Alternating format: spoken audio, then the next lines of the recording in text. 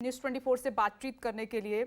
सुशील मोदी जी का ये कहना है, क्योंकि खुद उन्होंने राहुल गांधी के इस बयान में पटना कोर्ट में मामला दर्ज कराया हुआ है। उन्होंने कहा कि मुझे नहीं लगता कि ऐसे मामलों में बड़ी अदालत भी राहुल गांधी को राहत देंगी। वो अब भी इस बात पर कायम है कि राहुल गांधी से गलती हुई है, अपना अहंकार छोड़कर वो माफी मांग लें। लेकिन कांग्रेस कह रही है कि भ्रष्टाचार की लड़ाई है, हम लड़ते रहेंगे, माफी मांगने की तो यहां पर कोई बात ही नहीं है, कोई गुंजाइश नहीं है। और राहुल गांधी जब तीसरी बार सूरत कोर्ट में पेश हुए थे, तब भी उन्होंने वहां जाके बोला था कि मैंने कुछ गलत नहीं बोला है, कुछ गलत नहीं किया है। और इन सब के बीच उनके साथ क्या हो गया है, ये आपके सामने है।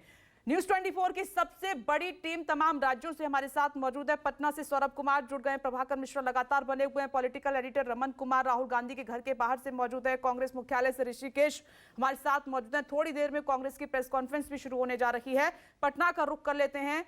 तो पटना में क्या स्थिति है अब सौरभ? राहुल गांधी को बड़ा झटका लगा है, ये पूरी कांग्रेस के लिए बड़ा झटका है। राहुल गांधी सांसद नहीं है अब।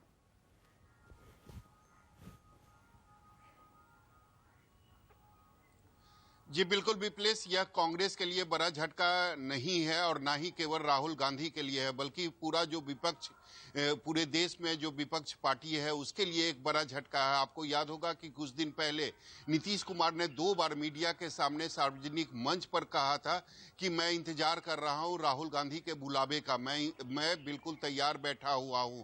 मैं चाहता हूं कि राहुल गांधी विपक्ष तमाम पार्टियों का अगुवाई करे और आगे बढ़कर आए और नेतृत्व करे। तो निश्चित तौर पर विपक्ष के लिए भी एक बड़ा झटका है। और अब से कुछ ही देर पहले विधानसभा के परिसर में महागठबंधन की तमाम पार्टियों के जो नेता थे उन्होंने एक पदयात्रा किया था और उन्होंने कहा था कि राहुल गांधी के साथ जाति हो रही है। नरेंद्र मोदी की जो सरकार है वह राहुल गांधी को बोलने का जो स्वतंत्रता है वह छीन रही है।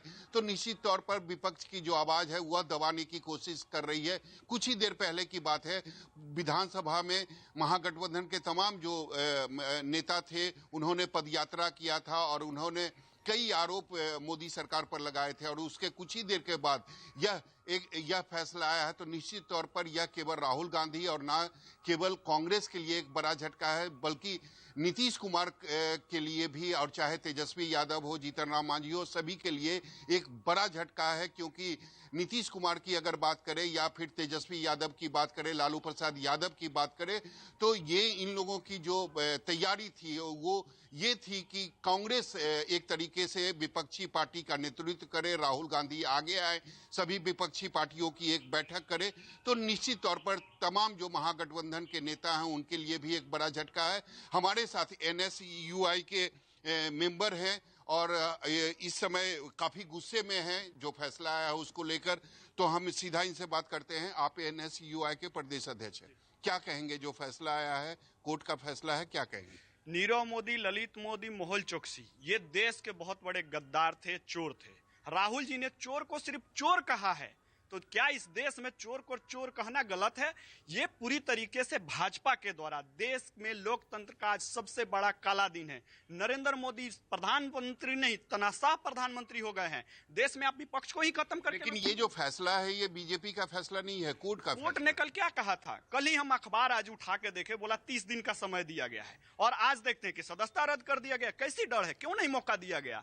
राहुल जी ने तो स्पष्ट कहा था कि हम इस बयान से नहीं हटते हैं, क्योंकि देश का पैसा लेकर ललित मोदी विदेश में भागा हुआ है, उसको नहीं पकड़ा जा रहा है। लेकिन तरह तरह से राहुल जी पे आरोप लगाया जा रहा है, क्योंकि नरेंद्र मोदी डर रहे हैं राहुल जी से। 2024 का इलेक्शन नरेंद्र मोदी हार रहे हैं, राहुल जी के नेतृत्व में फिर से विपक्ष जीतेगा। ये पूरी तरीके से षड्यंत्र करके हम लोग को कमजोर करने का काम बीजेपी कर रही है। लेकिन अब तो इसमें भी डाउट हो गया कि हो सकता है 2024 का चुनाव ही न लड़े।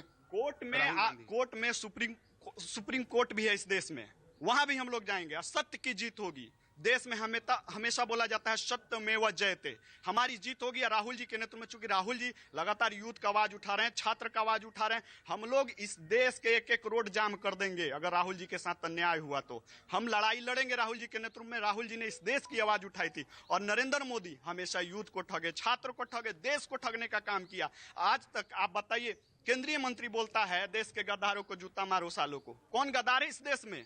इतना हेट स्पीच देके आप सदन में रहते हैं, सदन में नरेंद्र मोदी बोलते हैं कि रामायण के बाद पहली बार हमने ऐसा हंसा एक महिला सांसद के ऊपर। ये हेट स्पीच नहीं हुआ, लेकिन राहुल जी को ही टारगेट किया जाता है। कौन सदन है? 2019 में केस होता है और 23 में 1 साल पहले लोकसभा से आप रिजल्ट देते हैं। क्या बिहार में अब कांग्रेस क्या करेगी, क्योंकि राहुल गांधी की सदस्यता खत्म हो गई? राहुल गांधी जी के साथ अन्याय अगर हुआ तो हम लोग पूरे बिहार में चक्का जाम कर देंगे और पूरे देश में NSUI यूथ कांग्रेस मिलकर ये काम करेगी। क्या लगता है कि राहुल गांधी के साथ सचमुच में जो हो रही है ये जाति हो रही है, ये नहीं होना चाहिए, लेकिन फैसला जो है वो कोर्ट का है? ये राहुल गांधी जी के साथ बहुत जो कहा जाए, मतलब विपक्ष ने बहुत ही जाति के किए हैं गलत। नमस्कार, मैं हूं मानक गुप्ता। अगर आपको हमारा ये वीडियो पसंद आया हो तो इसे लाइक और शेयर जरूर करें और हाँ, हमें सब्सक्राइब और फॉलो करना ना भूलें ताकि आप देश और दुनिया की कोई खबर मिस ना करें। तो जुड़े रहिए हमारे साथ और देखते रहिए News 24।